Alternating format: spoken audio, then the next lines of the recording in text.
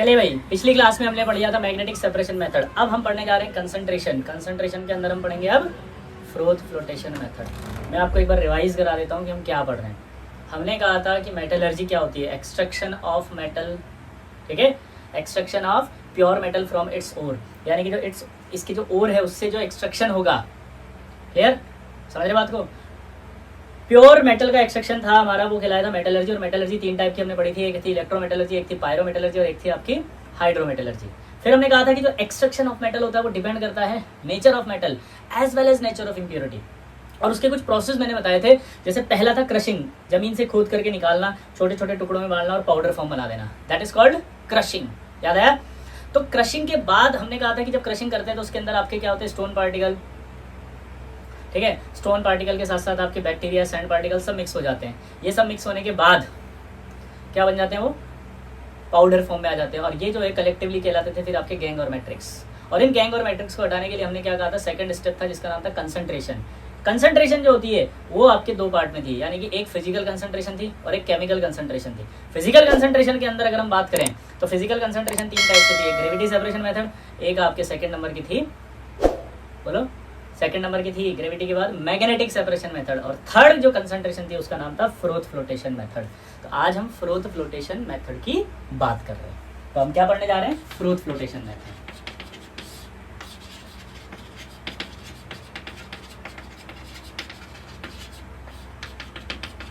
ठीक है। अब फ्रोथ फ्लोटेशन करते कब है, इसकी एक कहानी है। एक बार क्या हुआ, वॉशर वुमेन थी, कपड़े धो रही थी। वो कपड़े धोते हुए उसने एक ऑब्जर्व किया कि यार जैसे जैसे वो कपड़े धोती है तो एक पर्टिकुलर टाइप की जो है वो गंदगी जाती है और वापस आके चिपक जाती है। फिर वॉश करती है, फिर जाती है, फिर चिपक जाती है, फिर वॉश करती है, फिर जाती है, फिर चिपक जाती है, फिर वॉश करती है, जाती है, चिपक जाती है। तो उसे बड़ा आश्चर्य हुआ, उसको लगा यार ये क्या हो रहा है, बड़ी इंटरेस्टिंग चीज़ है। तो उसने अपनी स्टोरी जो है वो एक क्लाइंट को बताई, जो उसका क्लाइंट था, और वो क्लाइंट था साइंटिस्ट। उसने जब स्टोरी सुनी तो ऑब्जर्व करके उसने चेक किया लैब में जाके, तो क्या पता चला उसे कि ये जो इम्प्योरिटी थी वो थी पर्टिकुलरली सल्फाइड पार्टिकल्स की। और वो जो दाग लगा हुआ था उस कपड़े पे वो था पाइन ऑयल का। तो वो क्या होता था, बार बार हटाते और फिर आके चिपक जाती, क्योंकि सल्फाइड और की प्रेफरेंशियल विटिंग प्रॉपर्टी,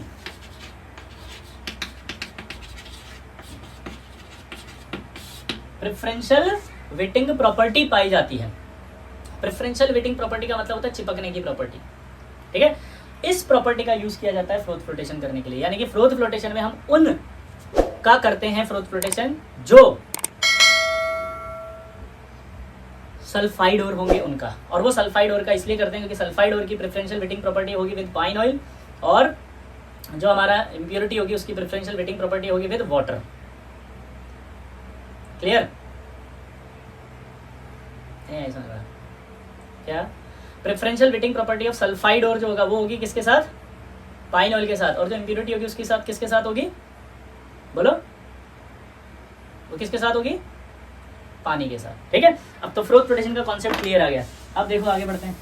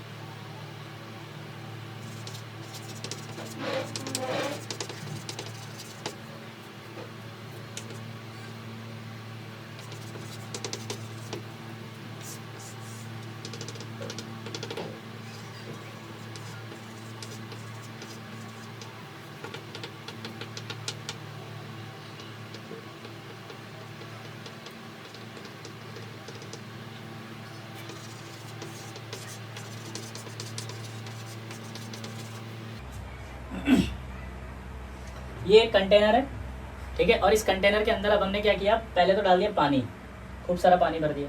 पानी भरने के बाद हमने उसमें डाल दिया पाइन ऑयल। पाइन ऑयल डालने के बाद हमने उसमें डाल दिया सोडियम इथाइल जेंथेट। सोडियम इथाइल जेंथेट क्या होता है अभी बताएंगे ना। फिर डाल दिया जो मेटेलिक ओर है हमारा सल्फाइड और वो डाल दिया। सबसे पहला डायग्राम मैंने बनाया, वो बनाया आपका पाइन ऑयल कैसे रहेगा इस पानी में। अब जब आपको पता है यार ऑयल जो होते हैं तो ऑयल की एक कंडीशन होती है, बताओ क्या, ऑयल की डेंसिटी कम होती है। डेंसिटी अगर कम होगी तो उस कंडीशन में क्या होगा, वो तो ऊपर ही रहेगा पानी के, उसकी डेंसिटी क्या होगी, कम। तो अगर डेंसिटी कम होगी तो क्या रहेगा, वो पानी के ऊपर, तो ये पानी के ऊपर ही आ गया, ये पानी के ऊपर आ गया। पानी के ऊपर आने के बाद क्या होगा, रहेगा कैसे वो मैं बता रहा था कि ये होता है आपका पाइन ऑयल। क्या होता है ये, पाइन ऑयल। तो ये अगर आपका पाइन ऑयल है तो आप सोच सकते हो कि जो पाइन ऑयल है इसके अंदर एक लॉन्ग हाइड्रोकार्बन चेन होती है। ये क्या होती है, ये लॉन्ग हाइड्रोकार्बन चेन। तो ये जो हाइड्रोकार्बन चेन है, ये हाइड्रोकार्बन चेन होती है नॉन पोलर एंड, क्योंकि CC बॉन्ड है। और ये आपका होता है पोलर। पोलर बॉन्ड क्यों होता है, क्योंकि उसके अंदर कुछ ऐसे कंपोनेंट होंगे जैसे OH बॉन्ड हो गया, कोई और कंपाउंड हो गया, तो उस सारे जो इस तरह के ग्रुप है उनको हमने पोलर बोल दिया और एक सर्कल से बना दिया। और जो हाइड्रोकार्बन चेन होगी उसको हमने CC से बना दिया। तो CC क्या हो गया, नॉन पोलर, और ये वाला जो हो गया वो पोलर। पॉइंट को समझे आप, ये रिप्रेजेंटेशन है, फॉर्मूला नहीं है, ये रिप्रेजेंटेशन है, स्ट्रक्चर नहीं है। स्ट्रक्चर तो बहुत अलग होती है ऑयल की, पहले ही बता रहा हूँ। ये तो एक प्रेजेंट किया हुआ है, सिंपल। फिर से बोल रहा हूँ, डाउट मत लाना। ये सिर्फ क्या किया गया है, प्रेजेंट करने का तरीका है कि नॉन पोलर एंड जो भी होंगे उसको ऐसे बता दो, पोलर एंड को एक गोले से बता दो। तो जो पोलर होगा वो पानी के अंदर होगा और जो नॉन पोलर होगा वो पानी के ऊपर होगा। क्या बोला जल्दी बताओ, जो पोलर होगा वो पार्ट पानी के अंदर होगा और जो नॉन पोलर होगा वो पानी के ऊपर होगा। क्लियर। अब सोडियम इथाइल सिंथेट क्या होता है वो देखो। अगर हम ऑर्गेनिक की रिएक्शन है ये, अल्कोहल की रिएक्शन इस कार्बन डाइसल्फाइड से कराते हैं तो क्या होता है, ये रिएक्शन में इसलिए बता रहा हूँ कि आपको सोडियम इथाइल सिंथेट का फॉर्मूला याद हो जाए। तो ये आपका लोन पेयर होगा, ये अटैक करेगा यहाँ पे क्योंकि ये शिफ्ट होगा इधर। तो जब अटैक होगा तो ये बनेगा ऐसे,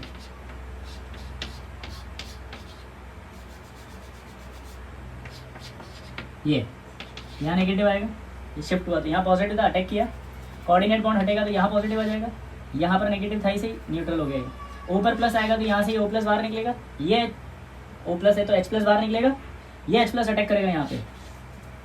तो जब ये अटैक करेगा तो ये O आएगा, फिर C आएगा, फिर डबल बॉन्ड आएगा, फिर S आएगा या माइनस आएगा और H+ आ जाएगा।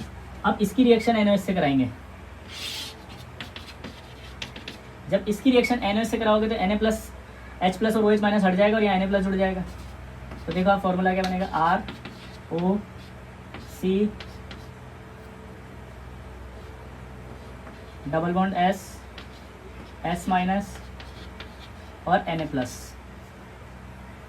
ठीक है, तो ये R हो गया, ये O हो गया, ये C हो गया, ये S- हो गया, ये Na+ हो गया, ये डबल बॉन्ड। यहाँ पर अगर हम देखें तो ये सोडियम हो गया, यहाँ पर आप देखेंगे तो ये आपका क्या हो गया, ये सोडियम, ये इथाइल और ये जेंथेट। क्या बोला बताओ, ये सोडियम, ये इथाइल और ये जेंथेट। क्लियर।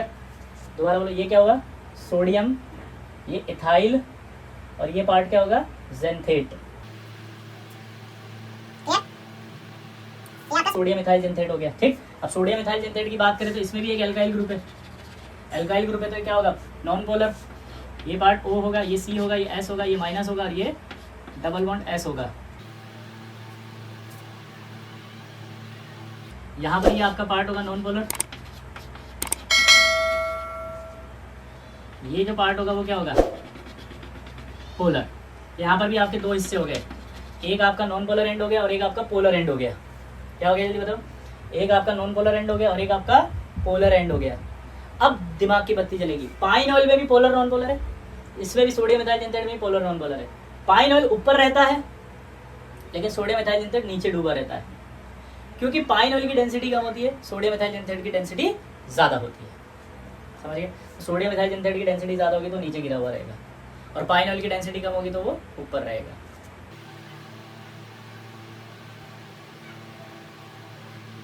क्लियर सबका। ये क्या है, ये एजिटेटर। एजिटेटर का काम होता है ऐसे सॉल्यूशन को घुमाना, जिससे कि क्या होता है कि नीचे जो भी और पड़ा रहेगा वो मिक्स घूमता रहेगा ना, तो वो बार बार कांटेक्ट में आता रहेगा ऊपर। मतलब आप जैसे समझ लो, शक्कर को डालते हैं पानी के अंदर, फिर चम्मच से हिलाते तो शक्कर ऊपर नीचे ऐसे ऐसे आती है और फिर डिजोल्व हो जाती है। यहाँ डिजोल्व तो होगा नहीं लेकिन ऊपर नीचे आता रहेगा, मतलब सारा सॉल्यूशन रिएक्शन में पार्टिसिपेट करता रहे, मतलब मेटेलिक और जो है वो पूरा रिएक्शन में पार्टिसिपेट कर ले, इसलिए हमने ये एजिटेटर डाला है। यहाँ से कंप्रेस्ड एयर जाती है, कंप्रेस्ड एयर जब भेजेंगे, जैसे प्रेशर के साथ एयर भेज रहे हो तो एयर बबल आएंगे यहाँ से। अब क्या क्या हो क्या रहा है वो समझना, ये आपका सबसे इंपॉर्टेंट पार्ट हो गया। ठीक है, अब यहाँ से रिएक्शन शुरू होती है, समझना कॉन्सेप्ट। कॉन्सेप्ट ये है कि आप एज्यूम करो जिस कमरे में आप बैठे हो, या अपनी क्लास को एज्यूम करो जब आप पढ़ते थे, आप अपनी क्लास में जो आप बैठे हुए हो अज्यूम करो कि आप सब सल्फाइड पार्टिकल्स हो, कर लिया अज्यूम। ऊपर देखो पंखे दिख रहे होंगे आपको, वो पंखे अज्यूम करो ऐसे के ऐसे, ये है पाइन ऑयल। ये देखो पंखे की मुंडी अंदर आ रही है और ये आपका ऊपर जा रहा है बाहर, पंखे की मुंडी ऊपर है और वो जो डंडी होती है वो बाहर जा रही है ऐसे। क्लियर? मैं हो गया सोडियम इथाइल जिंथेट, मैं घूम रहा हूँ ऐसे, ठीक है, मेरा डेंसिटी ज्यादा इसलिए मैं नीचे पड़ा हुआ हूँ। पाइन ऑयल जो है पंखा है वो ऊपर है क्योंकि उसकी डेंसिटी कम है। क्लियर हो गया? सल्फाइड पार्टिकल हो आप, आपकी प्रेफरेंशियल वेटिंग प्रॉपर्टी है कि आप जाके उस पाइन ऑयल से चिपकना चाहते हो, यानी पंखे से चिपकना चाहते हो, लेकिन आपकी डेंसिटी है ज्यादा तो आप पड़े हुए नीचे, पाइन ऑयल की डेंसिटी कम है वो पड़ा हुआ है ऊपर। अब ना तो वो नीचे आ सकता है ना आप ऊपर जा सकते। अब आप चिल्ला रहे हो भैया के पास जाना है, भैया के पास जाना है, भैया के पास जाना है। आप क्या चिल्ला रहे हो कि भैया के पास जाना है, भैया के पास जाना है, भैया के पास जाना है, लेकिन आप जा नहीं सकते। वो कह रहा है छोटे को आना है, छोटे को आना है, छोटे को आना है, छोटा भी नहीं आ सकता। फंस गए, दोनों चिल्ला रहे। इतनी देर में हमने यहाँ पर क्या भेजा, कंप्रेस्ड एयर, ये अंदर भेज दिया कंप्रेस्ड एयर। अब चूंकि बोर्ड की शॉर्टनेस है तो थोड़ा सा मैं इसको मिटा देता हूँ। कंप्रेस्ड एयर जब भेजी अपन ने तो क्या हुआ देखना,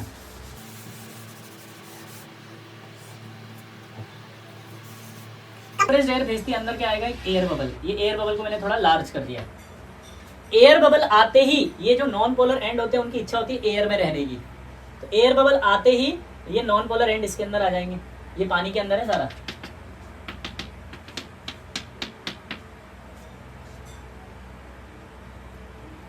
क्लियर? अब ये एयर बबल में आ गए, कौन सा एंड आएगा, नॉन पोलर एंड।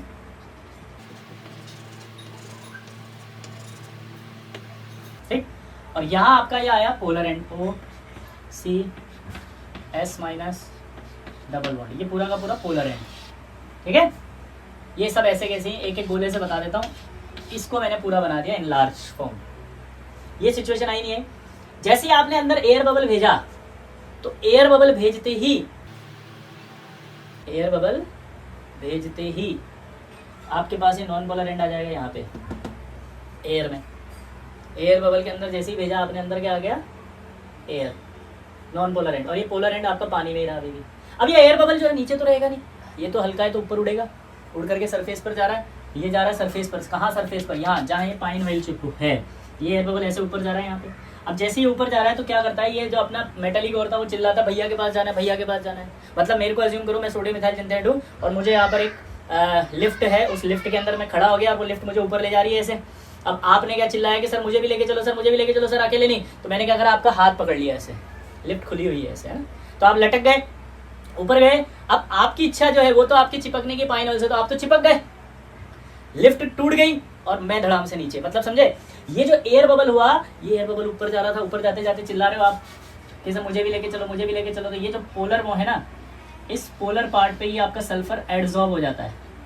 क्या हो जाता है, एडजॉर्ब। क्या हो जाता है, एडजॉर्ब। ये पोलर, ये जो पार्ट है, ये पार्ट इसको एडजॉर्ब कर लेता है। ये पूरा का पूरा हिस्सा ऊपर जा रहा है, यहाँ पाइन ऑयल है, ये रहा। ये सल्फाइड की टेंडेंसी थी इसके साथ चिपकने की, तो ये सल्फाइड यहाँ पर चिपक जाता है।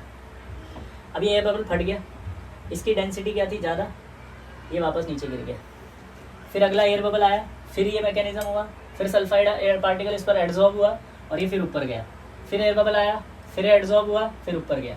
एयर बबल आया, एडजॉर्ब हुआ, ऊपर गया। एयर बबल आया, एडजॉर्ब हुआ, ऊपर गया। एयर बबल आया, एडजॉर्ब हुआ, ऊपर गया। तो धीरे धीरे सारे सल्फाइड पार्टिकल ऊपर चले जाते हैं और सोडियम इथाइल जिंथेट ऐसा का ऐसा ही अनरिएक्टेड पड़ा रहता है। ठीक है, अब सवाल क्या क्या बनते हैं इसके अंदर ये समझना। पहला सवाल, कॉन्सेप्ट क्या है, तो कॉन्सेप्ट एक था कि सल्फाइड और है preferential waiting property with pine oil, कि सल्फाइड और की प्रेफरेंशियल वेटिंग प्रॉपर्टी होती है विद पाइन ऑयल, तो पाइन ऑयल से चिपकना चाहते हैं, पहला। दूसरा, कौन सा फिनोमिना इन्वॉल्व है जब ये सल्फाइड वहां चिपक रहे थे, तो कौन सा फिनोमिना इन्वॉल्व है, तो आंसर जाएगा एडजॉर्प्शन। कौन सा फिनोमिना इन्वॉल्व है, एडजॉर्प्शन। कौन सा, एडजॉर्प्शन। दो सवाल हो गए। तीसरा सवाल, ये आपका क्या कर रहा है, इसको अपने ऊपर कलेक्ट कर रहा है, इसलिए sodium ethyl xanthate acts as a collector. Sodium ethyl xanthate acts as a collector. दोबारा बोलो, sodium ethyl xanthate as a collector. ठीक है, अब ये जो पाइन ऑयल है ये ऊपर होता है, पाइन ऑयल फ्रोथिंग एजेंट की तरह बिहेव करता है। फ्रोथिंग एजेंट मतलब सल्फाइड जब आ जाते हैं तो झाग बनने लग जाते हैं बहुत सारे, इसलिए पाइन ऑयल को क्या कहते हैं, फ्रोथिंग एजेंट, क्योंकि जब वो चिपकेगा तो वह ऑयल होगा और जब सल्फाइड चिपकेगा तो झाग ही झाग आएंगे, तो इसने फ्रोथिंग एजेंट की तरह बिहेव किया है। ये 4 सवाल आपसे पूछेंगे। 5वां सवाल है कि ये जो एयर बबल होता है ऊपर जाएगा तो ये रास्ते में ना फट जाए, ये रास्ते में फट जाएगा, जैसे यहाँ जाएगा तो यहाँ फट गया, तो ये फटे नहीं, ऊपर तक जाए, इसलिए हम फ्रोथ स्टेबलाइजर डालते हैं इसको स्टेबलाइज करने के लिए, फ्रोथ स्टेबलाइजर। तो जो फ्रोथ स्टेबलाइजर है वो फ्रोथ स्टेबलाइजर होता है एनिलीन एंड क्रिसॉल। क्या होता है, एनिलीन एंड क्रिसॉल। क्या होता है जल्दी बताओ, एनिलीन एंड क्रिसॉल। क्या होता है जल्दी बताओ, एनिलीन और क्रिसॉल।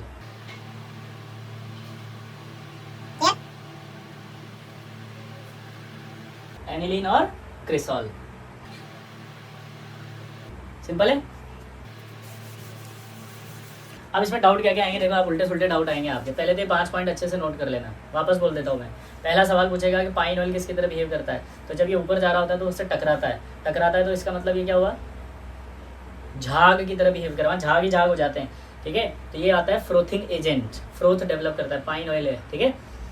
सोडियम मिथाइल जिंथेट ने इसको कलेक्ट किया है, कलेक्ट किया तो क्या हो गया, ये कलेक्टर, कलेक्ट कर रहा है ना ऐसे, कलेक्टर। कौन सा फिनोमिना इन्वॉल्व था, एडजॉर्प्शन। तो कौन सा फिनोमिना इन्वॉल्व हुआ, एडजॉर्प्शन। कौन सा फिनोमिना इन्वॉल्व हुआ, एडजॉर्प्शन। क्लियर हो गया यहाँ तक। इसके बाद अगला अगर आया तो आपसे पूछेगा कि यार ये एयर बबल अगर रास्ते में फट जाता तो क्या होता, तो रास्ते में फट जाएगा तो फिर क्या होगा, टूट जाएगा सब कुछ। तो इस फ्रोथ को स्टेबलाइज कौन करता है, एनिलीन और क्रिसॉल, इसलिए इसका नाम पड़ गया फ्रोथ स्टेबलाइजर। क्या नाम पड़ गया, फ्रोथ स्टेबलाइजर, ठीक है। अगला मैंने क्या बोला कि ये जो मैकेनिज्म हो रहा है, अब इसमें डाउट आपको क्या क्या आएंगे, वो डाउट आएगा पहला, सर ये फ्रोथ स्टेबलाइज कैसे करता है। तो देखो यहाँ पर आपको जब एक्सप्लेन करने की बारी आएगी तो यहाँ एक छोटा सा इशू ये आएगा कि ये जो एक्सप्लेनेशन होते हैं लाइक फ्रोथ को स्टेबल करना, तो ये डिपेंड करेगा इसकी सरफेस टेंशन पे। तो यहाँ पर पूरा मैकेनिज्म आएगा सरफेस टेंशन एनर्जी जो होती है उस पर, वो एनर्जी अगर ज़्यादा है तो स्टेबलाइज हो जाता है, नहीं है तो नहीं होता। तो ये मैकेनिज्म आपको पॉसिबल है नहीं बोलना, इसलिए इस तरह के डाउट्स पर कंट्रोल करना पड़ेगा आपको। ये कैसे स्टेबल हुआ, एनिलीन ने कैसे इसको स्टेबल कर दिया, ये कैसे एडजॉर्ब हुआ, ये कैसे ऊपर गया, वो झाग कैसे बन गए, वो झाग कैसे हैं, पाइन ऑयल में झाग कैसे आ गया, ये सब सरफेस टेंशन है। सरफेस टेंशन होगा, वो कम हो गया, ज़्यादा हो गया तो फट जाएगा, ऐसे मतलब बहुत डिटेल मैकेनिज्म आएगा, फिर वो आपके पॉसिबल नहीं है।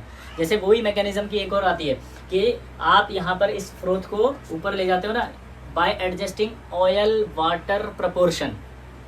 यह एक लाइन और आएगी कि आप जो है वो फ्रोथ फ्लोटेशन कर सकते हो, कैसे, बाय एडजस्टिंग वाटर ऑयल बोलो प्रपोर्शन। तो वहाँ पर अभी मैं आगे बताऊंगा इसको, क्लियर। तो ये जो चीज़ें होती है सब सरफेस टेंशन पर है, तो इसमें आप दिमाग नहीं लगाएं। अगर आप लगाएंगे तो आपको कोई आंसर नहीं मिलेगा और आप फंस जाएंगे। 4 बातें इंपॉर्टेंट बोली मैंने, वही आपके स्टैंडर्ड हैं, वही आपके एग्जाम में आती हैं सीधे सीधे कि भैया पहला फ्रोथ फ्लोटेशन किस बात पर डिपेंड करता है, तो बोला सल्फाइड और की प्रेफरेंशियल वेटिंग प्रॉपर्टी होती है विद पाइन ऑयल से, उस पर डिपेंड करता है। दूसरा, पाइन ऑयल जो होता है वो किसकी तरह बिहेव करता है, तो आप क्या बोलोगे, फ्रोथिंग एजेंट की तरह बिहेव करता है।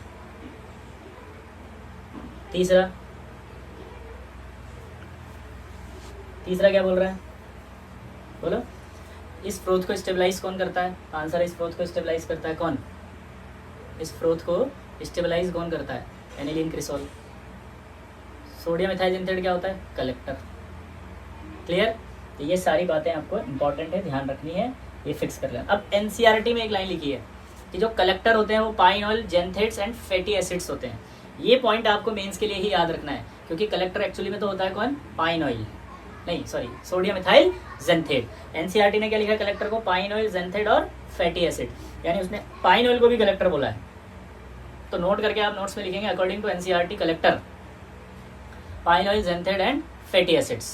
क्या लिखेंगे आप, pine oil, xanthate and fatty acids.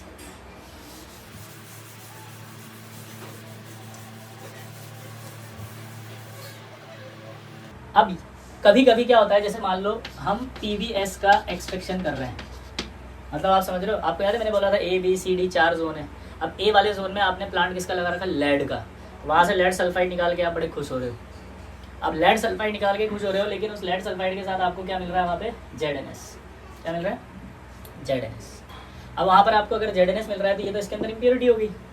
अब प्रॉब्लम ये है कि अगर आप इसका फ्रोथ फ्लोटेशन करोगे तो ZNS भी ऊपर चिपकेगा, PBS भी ऊपर चिपकेगा, तो दोनों एक साथ चिपकेंगे तो हमारे को प्रॉब्लम हो जाएगी। तो हम क्या चाहते हैं, ZNS ना जाए और PBS चला जाए। हम क्या चाहते हैं, ZNS ना जाए, PBS चला जाए। क्या बोला जल्दी बताओ, ZNS ना जाए और PBS चला जाए। क्लियर हो गया यहाँ तक?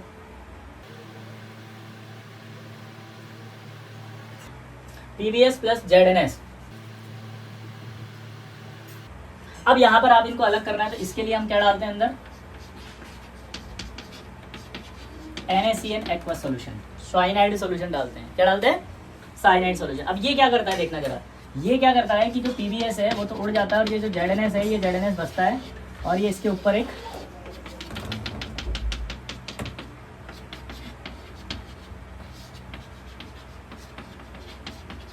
ये लेयर बना लेता है। ठीक है, ध्यान से सुनना वापस। हमने क्या करा, सोडियम साइनाइड को कुछ ही डाला है, ज्यादा नहीं डाला। सोडियम साइनाइड को हमने कुछ डाला, सोडियम साइनाइड को कुछ डाला अगर हमने, तो जैसे ही सोडियम साइनाइड डाला तो यहाँ पर PBS और ZNS था, लेकिन जिंक जो है डी ब्लॉक है, उसकी कॉम्प्लेक्स फॉर्मेशन टेंडेंसी ज्यादा है, इसलिए जिंक पहले रिएक्ट करेगा। अब हमने कुछ ही डाला था, तो ये जो सॉलिड है सिर्फ इसकी सरफेस पे रिएक्ट करेगा, ये इसकी सरफेस पर ही रिएक्ट करेगा और सरफेस पर रिएक्ट करने के बाद बनाएगा ये Na2ZnCN होल 4। क्या बनाएगा ये, Na2ZnCN होल 4। ये सॉल्युबल होता है पानी में। अब यानी कि ये वाटर सॉल्युबल हो गया और ये PBS आपका इनसॉल्युबल रहा, तो ये ऊपर जाएगा, चिपक जाएगा। सारा PB निकाल लिया अब अपन ने, ठीक है। सारा PB निकालने के बाद अब हमारे पास ZNS बचा हुआ अंदर। तो हमें ZNS भी चाहिए कि नहीं चाहिए, हमें तो ZNS भी चाहिए। तो अब इसको हटाने के लिए हम क्या करते हैं, अंदर डालते हैं कॉपर सल्फेट। ये कॉपर सल्फेट इससे रिएक्ट कर लेता है लेयर से और कॉपर का कंपाउंड बनाता है CuCN होल 3 प्लस ये आपका बनता है ZNS, ठीक है। और ZNS फ्री हो जाता है, मतलब ये जो लेयर थी उसको हटा लेता है कॉपर सल्फेट, ठीक है। अब इन दोनों को समझना थोड़ा सा कि जब ये दोनों एक साथ पाए जा रहे थे तो हमने उसमें डाला सोडियम साइनाइड। हमारी प्रॉब्लम क्या थी कि ये भी ऊपर जा रहा था, ये भी ऊपर जा रहा था, PBS भी ऊपर जा रहा था, ZNS भी ऊपर जा रहा था। हमें क्या चाहिए था कि ZNS ना जाए, तो हमने किसी को भेजा अंदर, किसको, सोडियम साइनाइड। उसने कहा ZNS से कहाँ जा रहा है, बोला ऊपर जा रहा हूँ। क्यों, भैया के पास जाना है। भैया के पास क्यों, भैया के पास क्यों जाना है, क्या करेगा, शक्ल देखी देने साली, तेरी अकल है, भैया के पास जाएगा। क्या क्या काम किया ऐसा तेरे जो भैया के पास जाएगा, आता क्या तेरे को साले, कुछ भी तो नहीं आता, गधे साले, कुछ हो नहीं सकता तेरा जिंदगी में, बैठ। क्या कर दिया उसने, एक तरह की उसकी फ्लोटिंग टेंडेंसी के ऊपर एक लेयर बना दी ना उसने। वो लेयर डिमोटिवेशन हो गया, डिप्रेस हो गया, बहुत बुरी तरह से हालत खराब हो गई, उसको लगा मैं तो कर ही नहीं सकता ये तो यानी कि ये क्या हुआ, डिप्रेसेंट। क्या हुआ ये, डिप्रेसेंट। अब ये डिप्रेसेंट है तो ये पड़ा हुआ है चुपचाप पानी के अंदर। ये आपका PBS ऊपर चिपक गया, हमने PBS सारा निकाल लिया। अब सारा निकालने के बाद हमने क्या दिमाग लगाया कि ZNS भी है, इसको भी बुलाओ। तो किसी ने बोला वो तो डिप्रेस होकर पड़ा हुआ है, वो नहीं है, कुछ भी कर सकता। तो हमने फिर एक रिएजेंट डाला कि जा उसको बुला के ला। वो गया इसके पास, बोला क्या प्रॉब्लम है, बोला कोई प्रॉब्लम नहीं है। तो कि भैया के पास नहीं जाना, कि नहीं क्यों, मैं तो जा ही नहीं सकता, मेरे को आता क्या है, मुझे कुछ नहीं कर, मैं कर ही नहीं सकता, मेरा जिंदगी में कुछ हो ही नहीं सकता, मैं कुछ नहीं कर पाऊंगा।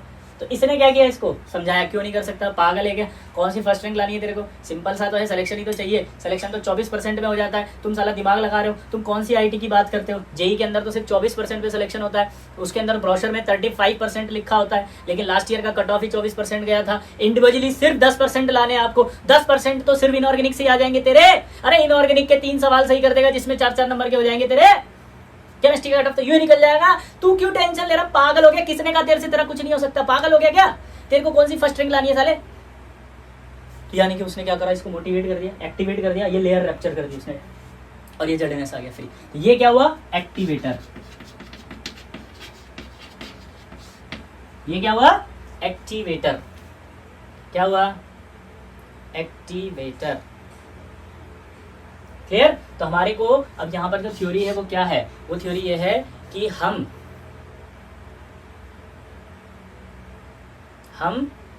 अगर 2 या 2 से ज्यादा सल्फाइड और साइमल्टेनियसली पाए जा रहे हों, 2 या 2 से ज्यादा सल्फाइड और साइमल्टेनियसली पाए जा रहे हों, तो हम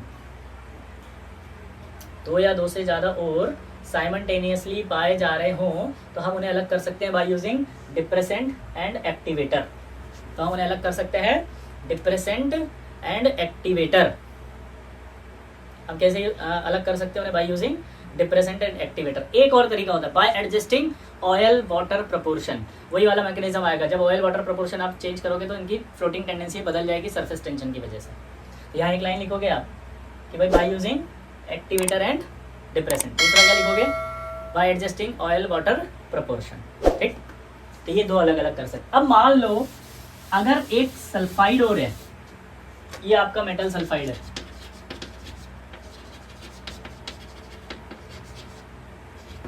और इसके साथ ये आपका नॉन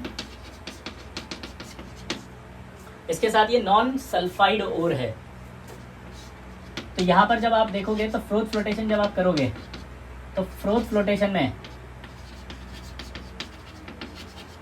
ये सल्फाइड तो ऊपर उड़ जाएगा। फ्रोथ फ्लोटेशन में क्या होगा बताओ, ये सल्फाइड तो ऊपर चला गया और हमारे पास जो बचा वो ये बचा होगा। अब यहाँ इंटरेस्टिंग बात है, डिप्रेसेंट तो डालने की जरूरत ही नहीं है, ये तो ऑलरेडी डिप्रेस है क्योंकि ये सल्फाइड है ही नहीं, ये ऊपर जा ही नहीं सकता, तो ये तो ऑलरेडी डिप्रेस है, ये तो जाएगा ही नहीं, तो ये निकल गया। लेकिन अब प्रॉब्लम ये है कि जब पूरा सल्फाइड ऊपर आ जाएगा तो हम दिमाग लगाएंगे नहीं लगाएंगे कि यार इसको भी तो निकाल लो, ये भी तो फायदा देगा, कुछ थोड़ा सा ही देगा पर देगा। तो उसके लिए फिर हमें क्या करना पड़ेगा, हमें एक्टिवेटर डालना पड़ेगा, क्योंकि एक्टिवेटर ही जाके उसको समझाता है कि तू जा सकता है, तू चल। तो यहाँ एक्टिवेटर होता है Na2S। ये Na2S एक्टिवेटर जो है वो इसके पास जाएगा और ये सल्फाइड सिर्फ सरफेस पर सल्फाइड बना लेगा।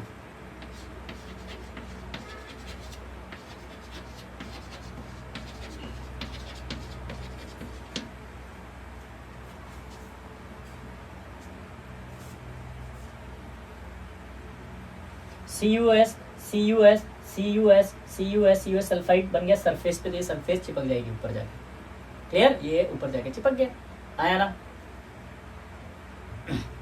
क्लियर। तो ये ऊपर जाके जो चिपक गया उससे आपका अलग हो गया। इसी तरह से एक और होता है सेम,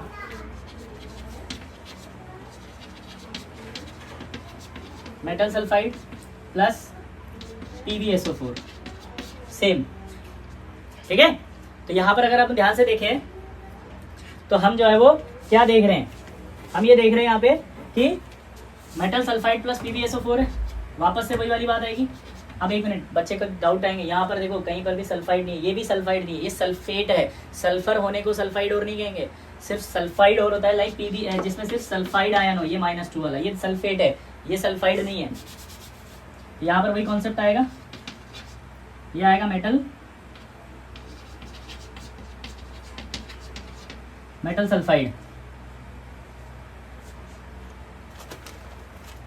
ठीक है, तो ये मेटल सल्फाइड ऊपर गया प्लस यहाँ पर आपका क्या बचेगा, ये PbSO4। ठीक, ये PbSO4 के लिए फिर से आपको क्या डालना पड़ेगा, एक एक्टिवेटर। ये इस PbSO4 के ऊपर क्या बना देगा, PbS और PbS। ठीक है, तो ये इसके ऊपर आपका PbS बन जाएगा, ये फिर से बाहर आ जाएगा। तो यानी कि आप ये नोट करके लिख सकते हो कि नॉन सल्फाइड और अगर पाया जा रहा है सल्फाइड और के साथ, तो नॉन सल्फाइड और को हम सेपरेट कर सकते हैं बाय यूजिंग एक्टिवेटर। और एक्टिवेटर का काम क्या हुआ यहाँ पे बताओ, activator increase the activity of collector. कैसे, कलेक्टर जो उस एयर बबल में ऊपर जा रहा था, ये सल्फाइड और नहीं है, तो ये तो नहीं चिल्ला रहा ना कि भैया के पास जाना है, तो रिलैक्स है वो, कोई टेंशन नहीं, गाने सुन रहा मस्ती से। लेकिन जैसे ही एक्टिवेटर डाला इसने इसको किस में कर दिया, सल्फाइड में कन्वर्ट। सल्फाइड में कन्वर्ट करते जो गाने सुन रहा था आपका कलेक्टर, उसको आवाज आने लगी भैया के पास जाना, भैया के पास जाना है, तो उसने फटाफट पकड़ा और ऊपर ले गया। यानी कि ये जो एक्टिवेटर है वो क्या है, it increase the activity of collector. Note करके लिख लेना ये। और मैंने नोट्स के लिए आपको इसीलिए पहले ही दे दिए हैं, वेबसाइट पे आप देख लें नोट्स को अच्छे से, उसमें सब कुछ लिखा हुआ है, कोई परेशान मत होना, लेक्चर को सुनना अच्छे से, दिमाग में बिठाना। ठीक है, ये आपका फ्रोथ फ्लोटेशन कंप्लीट। ठीक, अब उसके बाद आपने फिजिकल कंसंट्रेशन पढ़ लिए हैं, अब आएगा आपका केमिकल कंसंट्रेशन। केमिकल कंसंट्रेशन का एक नाम मैंने आपको क्या बताया था, लीचिंग। इसकी डेफिनेशन क्या होती है सुनना जरा, it involve dissolution of metallic ore in a suitable solvent. क्या होती है बताओ, it involve dissolution of metallic ore in a suitable solvent in which metallic ore insoluble and impurities are insoluble. उल्टा भी कर सकते हैं कि मेटेलिक और इनसॉल्युबल हो और इम्प्योरिटी सॉल्युबल हो, लेकिन हम जो एग्जांपल लेते हैं उसमें मेटेलिक और सॉल्युबल हो रहे हैं, इम्प्योरिटियाँ इनसॉल्युबल हो रही है, इसलिए डेफिनेशन हम बार बार यही बोल देते हैं। दोबारा सुनना क्या कि it involve dissolution of metallic ore in a suitable solvent in which metallic ore is soluble and impurities are insoluble.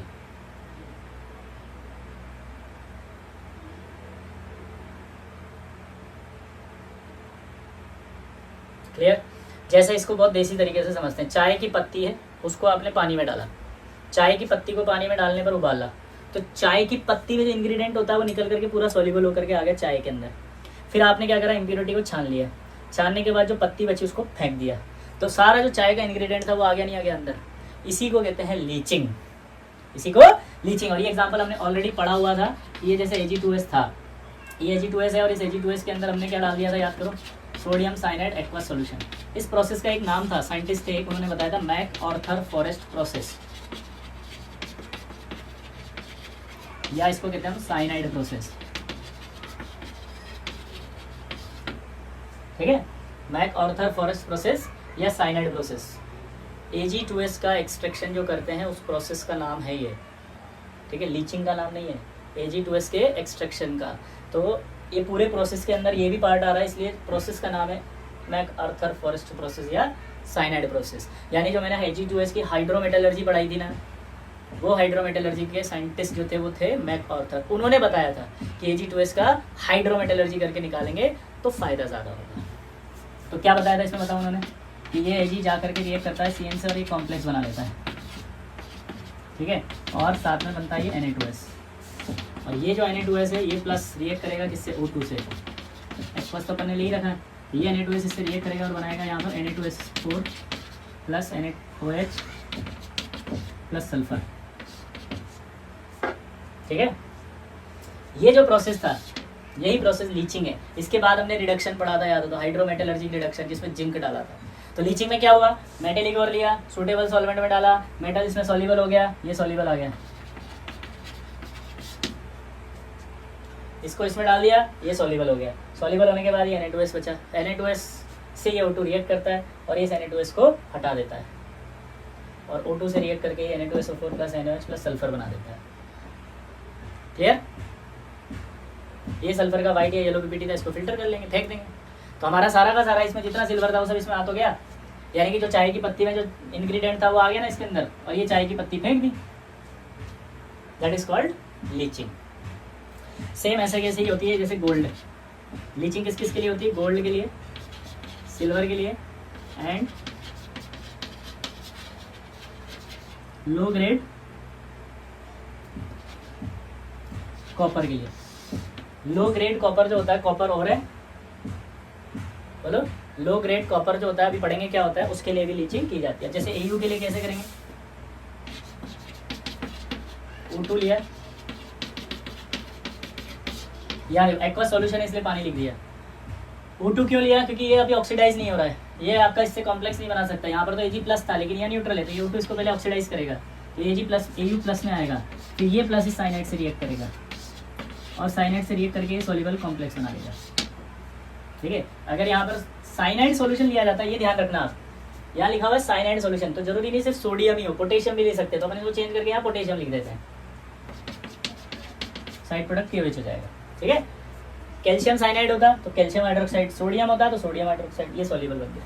और इसके अंदर जो सिलिशियस इंप्योरिटी यानी मिट्टी वगैरह की इंप्योरिटी वो रह जाती है किसमें, रेजिड्यू में, इसको फिल्टर कर लेंगे तो इंप्योरिटी अलग हो जाएगी। ठीक है, दैट इज कॉल्ड लीचिंग।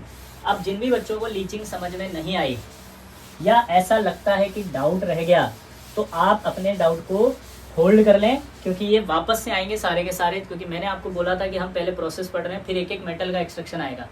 तो जब मैं सिल्वर मेटल का एक्सट्रैक्शन करूंगा तब शायद और क्लियरिटी आ जाएगी आपको। ठीक है, तो आप बिल्कुल परेशान मत होना। चलो अब हमने क्या पढ़ा जरा बताओ। आपने ये पढ़ा कि एक्सट्रैक्शन जो था वो क्या था, वो पहला था क्रशिंग, दूसरा था फिर आपका कंसंट्रेशन। कंसंट्रेशन हमने खत्म किया जिसमें हमने पढ़ा physical concentration, chemical concentration. Physical concentration और केमिकल कंसंट्रेशन के बाद अब हमारा आएगा कन्वर्जन ऑफ कंसंट्रेट और, यानी कंसंट्रेशन स्टेप के बाद जो और मिला उस और को हमें किस में कन्वर्ट करना है, ऑक्साइड में। और उस ऑक्साइड में कन्वर्ट करने के जो प्रोसेस थे वो कौन से थे, कैल्सिनेशन। कौन सा प्रोसेस था, कैल्सिनेशन। और दूसरा प्रोसेस कौन सा था, रोस्टिंग। पहला कौन सा था, कैल्सिनेशन, और दूसरा कौन सा था, रोस्टिंग। क्लियर। तो कैल्सिनेशन की बात कर लेते हैं। कैल्सिनेशन क्या होता है जरा सुनना है कि process of heating of metallic ore, process of heating of metallic ore in a ध्यान सुनना, इन अ सुटेबल टेम्परेचर, या process of heating of ore at high temperature, या सुटेबल भी बोल सकता हूँ, हाई भी बोल सकता हूँ। हाई क्यों बोल रहा हूँ सुनना जरा। Process of heating of ore at high temperature but below its melting point. Melting point से कम होना चाहिए, क्योंकि मेल्ट नहीं होना चाहिए यहाँ पे। मेल्ट अगर हो जाएगा तो हैंडल करना मुश्किल हो जाएगा। समझ रहे बात को। मेल्ट होता है अगले स्टेप में, जिसका नाम है रिडक्शन। मेल्ट होता है किसमें, अगले स्टेप में, जिसका नाम क्या है, रिडक्शन। क्लियर। तो हमने हीट किया इसको, जब हीट करेंगे तो क्या होगा, ये ऑक्साइड में कन्वर्ट हो जाएगा। लेकिन जो हीटिंग होगी वो एब्सेंस ऑफ एयर में होगी। दोबारा से बोलना, किसमें, एब्सेंस ऑफ एयर। किसमें, एब्सेंस ऑफ एयर में होगी। समझिए बात, दोबारा समझना आराम से। क्या, process of heating of metallic ore at high temperature but below its melting point, below its melting point. Clear. At high temperature है, बिलो इट्स मेल्टिंग पॉइंट, पिघलना नहीं चाहिए। In absence of air, air की कोई जरूरत नहीं चाहिए मुझे यहाँ पे। इन एब्सेंस ऑफ एयर या limited supply of air. Limited supply मतलब जो जहाँ आप हीट कर रहे हो वहाँ जो एयर होगी वो एयर, मतलब वैक्यूम क्रिएट नहीं कर रहे हो आप हटा के। ठीक है, तो इसलिए एक वर्ड आ जाता है लिमिटेड सप्लाई। क्लियर। तो यहाँ पर आप जब हीट करेंगे, जैसे मान लो सबसे पहले एग्जाम्पल है किसके लिए किया जाता है, तो कैल्सिनेशन किया जाता है कार्बोनेट एंड ऑक्साइड ओर के लिए। किसके लिए किया जाता है बताओ, कार्बोनेट एंड ऑक्साइड ओर के लिए। किसके लिए किया जाता है जल्दी बताओ, कार्बोनेट एंड ऑक्साइड ओर के लिए। तो कैल्सिनेशन की बात करें तो जैसे मान लो CaCO3 है, इसको हीट किया तो ये आपका CaO और CO2 बना देगा। क्या बना देगा ये, ठीक है। तो आप देखो अपने आप ही ऑक्साइड में कन्वर्ट हो गया ये।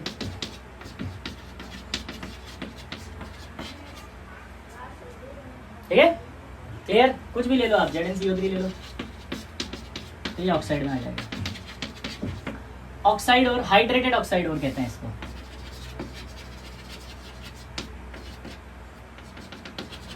मतलब ऐसा नहीं है कि हाइड्रेटेड नहीं लिखा तो गलत हो जाएगा, ऑक्साइड और भी सही है, हाइड्रेटेड ऑक्साइड भी सही है। क्यों, क्योंकि पहला तो जाएगा कार्बोनेट और ऑक्साइड में आ जाएगा, दूसरा हाइड्रेटेड और की बात हम कर रहे थे ना, तो हम जो कह रहे थे वो ये कह रहा था, ये लिमोनाइट था, इसको हीट किया अपन ने तो ये आपका Fe2O3 प्लस क्या बन गया है, ये पानी उड़ गया। बॉक्साइड था ये L2O3.2H2O, इसको हीट किया अपन ने तो ये आपका L2O3 बन गया, वाटर उड़ गया। इसलिए मैंने बोला है कि कैल्सिनेशन में जो कार्बोनेट और होगा वो ऑक्साइड में आ जाएगा, और हाइड्रेटेड अगर ऑक्साइड है तो वो भी एनहाइड्रस हो जाएगा। तो यानी कि आप ऑक्साइड और बोलेंगे तब भी सही आंसर है, और हाइड्रेटेड ऑक्साइड और बोलेंगे तब भी आंसर सही है। क्लियर। तो ये आपका हो गया। अब आप जब हीट करोगे तो हीट करने पर इस ओर में से क्या होगा, कोई भी अगर वोलेटाइल पार्ट होगा तो वो भी उड़ जाएगा।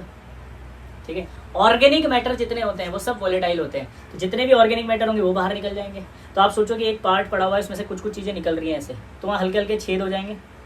आपने केमिकल काइनेटिक्स में पढ़ा होगा कि जैसे ये सरफेस है, स्मूथ सरफेस का सरफेस एरिया कम होता है, और अगर रफ हो जाए ये तो इसका सरफेस एरिया ज़्यादा होता है। स्मूथ का सरफेस एरिया, दोबारा बोलो, ये स्मूथ है उसका सरफेस एरिया कम, और अगर ये रफ होती तो इसका सरफेस एरिया ज़्यादा। तो जब आपने कैल्सिनेशन किया तो वहाँ से कुछ पोर्शन बाहर निकलने लग गया ऑर्गेनिक मैटर का, तो वो रफ हो गई, और अगर वो रफ हो गई तो उसका सरफेस एरिया बढ़ गया, और अगर सरफेस एरिया बढ़ गया तो आपका अगला स्टेप होता है रिडक्शन, वो ईजियर हो जाता है। तो हम कैल्सिनेशन इसीलिए करते हैं कि रिडक्शन ईजियर हो जाए। कार्बोनेट ऑक्साइड में आ जाएगा, हाइड्रेटेड ऑक्साइड और होगा तो पानी उड़ जाएगा, सिर्फ ये बचेगा। ऑर्गेनिक मैटर होगा तो वो उड़ जाएंगे, वोलेटाइल इंप्योरिटी होगी तो वो उड़ जाएगा। तो आपका जब रिडक्शन होगा तो रिडक्शन का फोकस सिर्फ इस ऑक्साइड को रिड्यूस करना होगा, इसलिए हम कैल्सिनेशन कर रहे हैं। ठीक है। तो आई होप आपको यह लेक्चर समझ में आया होगा, इसको अच्छे से लर्न करिएगा। उसके बाद हम अगली बार